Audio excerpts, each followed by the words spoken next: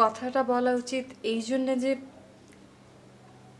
আপনি আমাকে যে গুরু দায়িত্বটা দিতে চাচ্ছেন সেটা পালন করার জন্য আমার উচিত আজকে আপনাকে সত্যটা বলা। যদি তা না করি তাহলে আসলে আমার কোনো নৈতিক ভিত্তিই থাকে না আপনার মতো এরকম একজন মহৎ মানুষের সামনে দাঁড়ানোর। তুমি অমন করে বলছো কেন?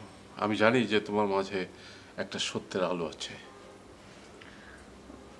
স্যার, আজকে আমি কনফেস করতে চাচ্ছি। চার্চে ফাদারের সামনে যেভাবে মানুষ কনফেস করে ঠিক সেভাবে। আসলে আমার মনে হচ্ছে আপনাকে সবটাই বলা উচিত।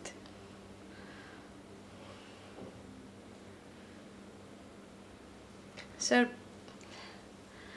আসলে আসলে আজকে যদি আমি আপনাকে সবটা বলতে না পারি তাহলে আপনার কাছে আমার নিজেকে অনেক অপরাধী মনে হবে। স্যার, আসলে আমি আমি এইখানে এই স্কুলে ভর্তি হয়েছিলাম, মানে আমি আসলে এখানে ঠিক শিখতে আসিনি।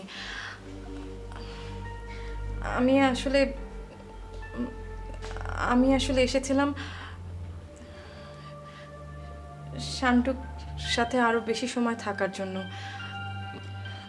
তবে স্যার, এবার কিন্তু আমি আপনার কাছে এসেছি। আমি এসেছি আপনার সাহচর্য পেতে, গুরুর মতো, বন্ধুর মতো।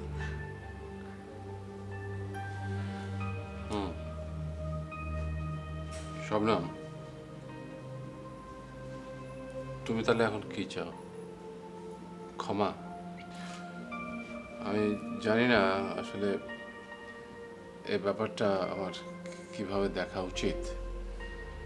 তবে হ্যাঁ, একটা কথা আমি অবশ্যই বলবো যে তুমি যে সাহসের সাথে সত্যটি প্রকাশ করলে সেটার জন্য তোমাকে আমি অভিবাদন জানাই। কারণ আমরা তো সহজে কেউ সাহসী হতে পারি না। এখন আমার এই নতুন লাইব্রেরি প্রজেক্টে তোমাকে আমি অংশীদার করব কিনা সেটা নির্ভর করছে তোমার সিদ্ধান্ত সাপেক্ষে।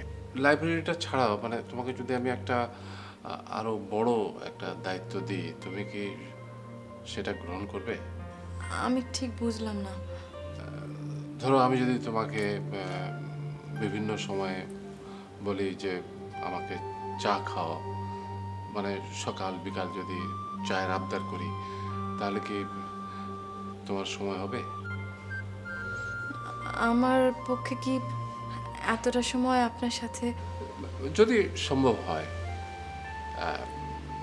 তাহলে হয়তো হলেও হতে পারে। মানে ধরো আমি যদি তোমাকে আমার ছেলের বউ করে আনি, তাহলে কি মামনি আমাকে কি চা দেওয়ার সময় হবে? সময় হবে না মানে? ভাই আমাদের ক্ষমা করে দিও ভাইয়া, ঠিক বুঝতে পারিনি তো। এই শুনেন, ও আসলে অনেক ভালো মেয়ে। স্মার্ট